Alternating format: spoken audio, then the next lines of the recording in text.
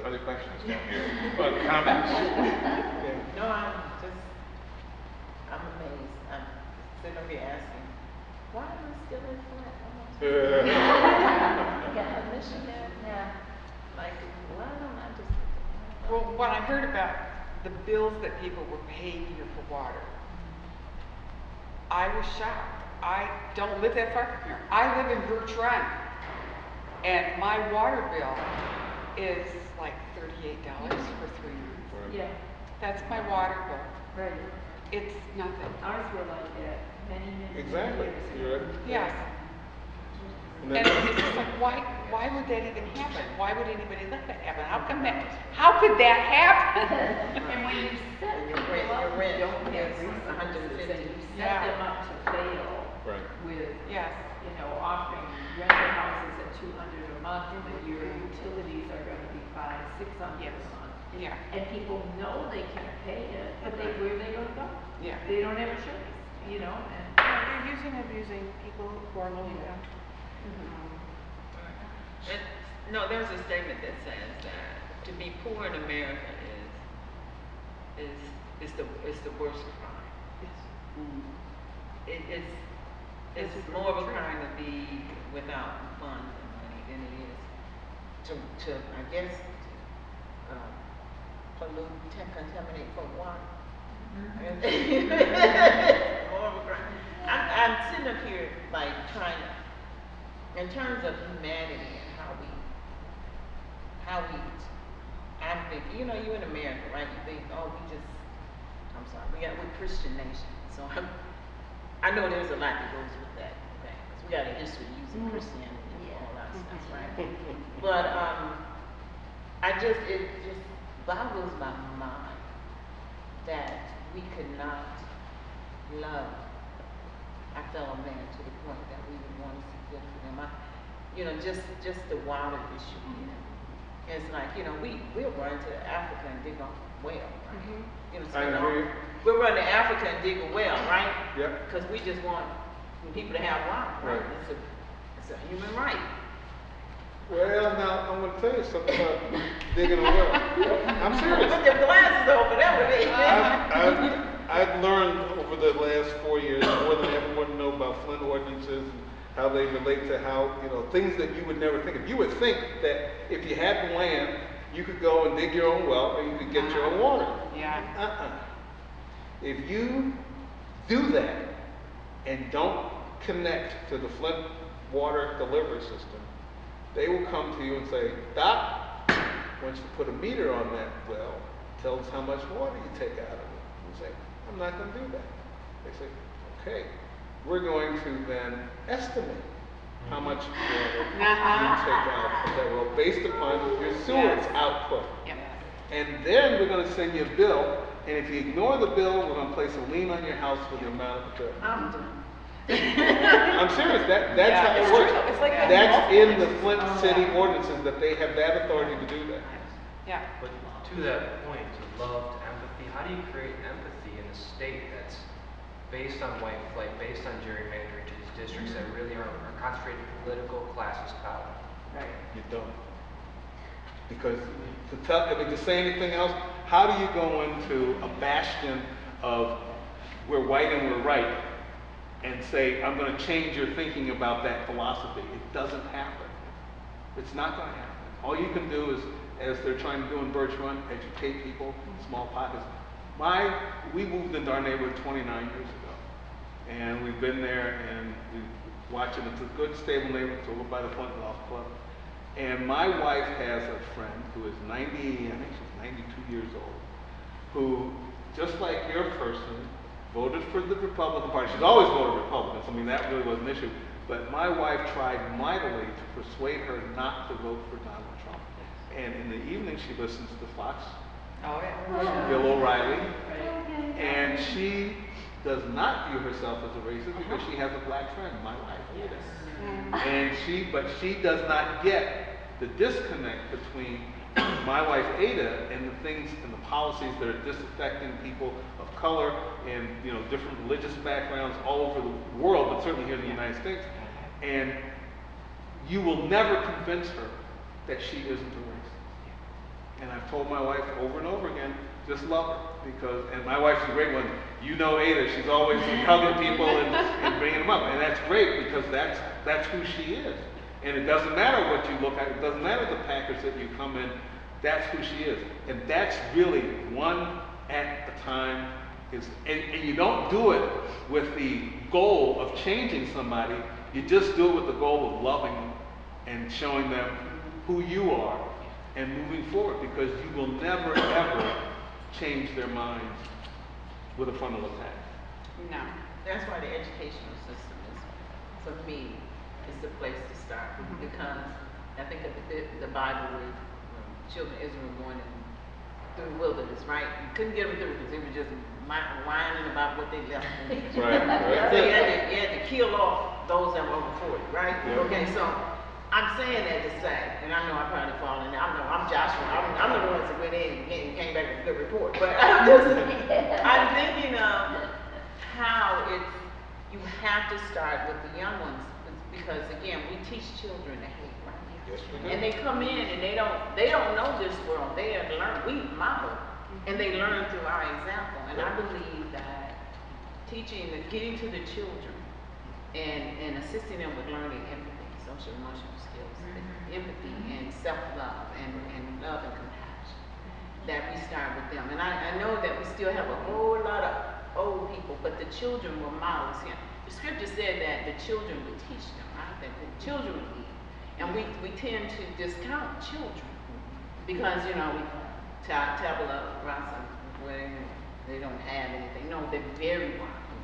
So I believe it's the children that are going to lead us, but and change this. And I think there's a change to me. You can tell me, there's a change that's taking place that I'm feeling and I'm experiencing in the young ones. I love the millennials because I just think they see the world in a total. They see the world differently than any other generation. I actually agree with you.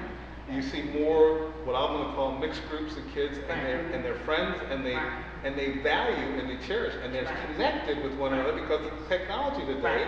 Exactly. And so they value one another, and I think you're onto something in terms of helping change this. It probably won't be in our lifetime, to any significant extent, but the reality is that you got to start somewhere. I mean, this group here is a wonderful vehicle, and I wish you continued success in reaching people and educating them in terms of why it doesn't make sense to be afraid. Right. I mean, that truly is the reality. And what you see I don't know if anyone listens to classical, smooth jazz, but Peter White is one of my favorite artists, and he has a stand-up routine that he does in addition to playing the guitar. And he says he has a black friend, and he says the black friend said to him, he says, "Man, you are racist." He says, "Why am I racist?" He says, "I'm going to tell you something. Let's say you're in an alley, it's 3 o'clock in the morning," he says, "and a black guy's walking down the alley towards you. What do?" He said, "Man, at 3 o'clock in the morning, if a little Hispanic woman's walking down the alley," it's part of recognizing our expectations, if you will, and not having them become self-fulfilling prophecies. You're not going to have someone come burst in your door because a group of school children are walking down, the street in Birch Run, but that's the perception, and that's when people, grab up.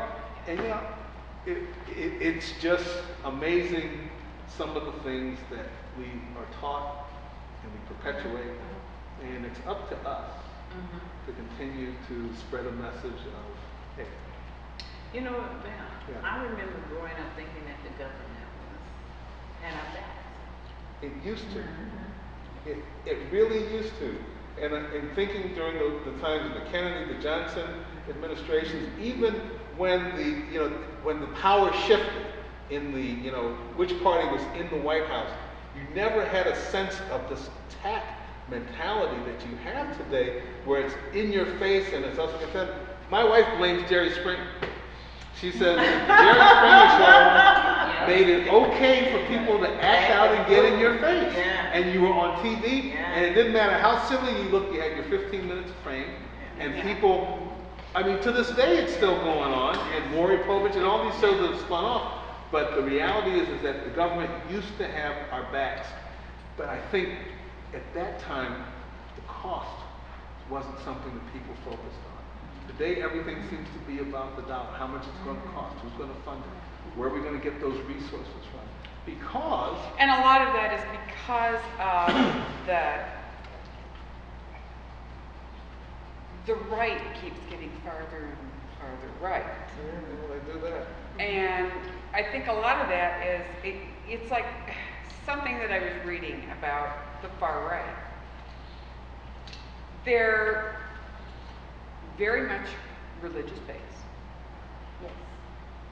And you can't compromise, and sometimes you can't communicate with someone who believes they're doing God's work.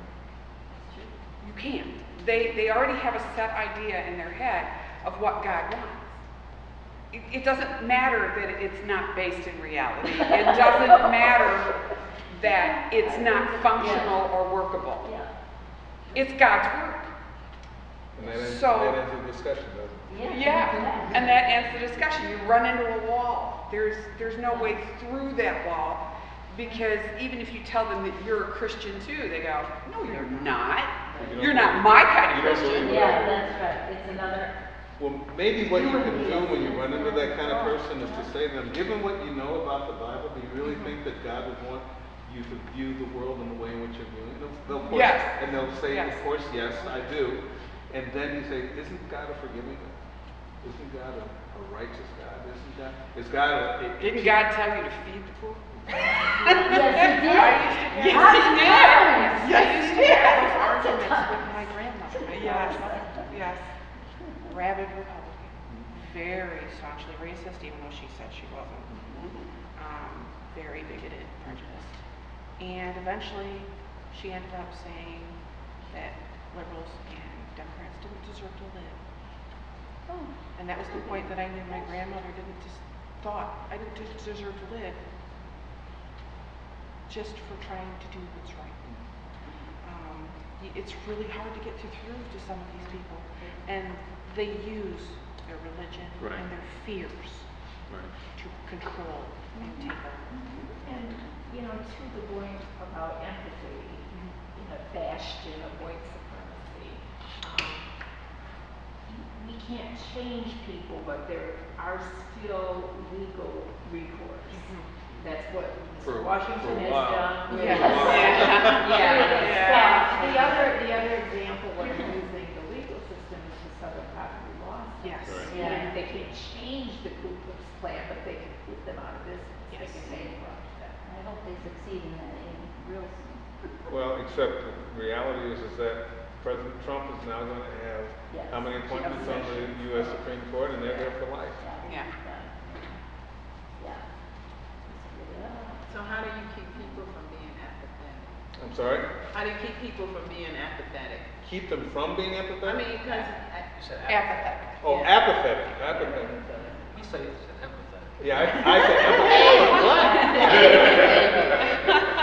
empathetic. It's not an issue. a revolutionary.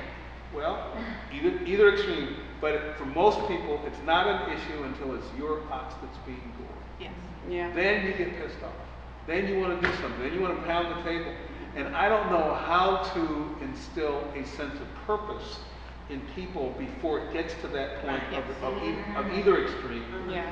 I don't know how to do that, Yeah. to be honest with you. Yeah, I've actually told white people, the day is going to come when they're going to finish off with all those people of color. And then they turn to you. And then they're going to turn to you. And they go, well, And that'll don't you never think happen. they won't? Well, that'll not happen. Oh, yes, it will. I was like, The Great Depression wasn't an accident. They must be wearing blinders, Oh, the yeah. strongest sunglasses that ever Yeah. existed. Yeah. It's in front of us every single day. So when we Every get to single that day. point, we can So- pull out information. So I do have to jump in here and Yeah, say, it's gonna- we're, Oh. It's that time. Golly. Well, you can always come in. Yeah. Thank you very much for having me. Thank you. Thank you. Thank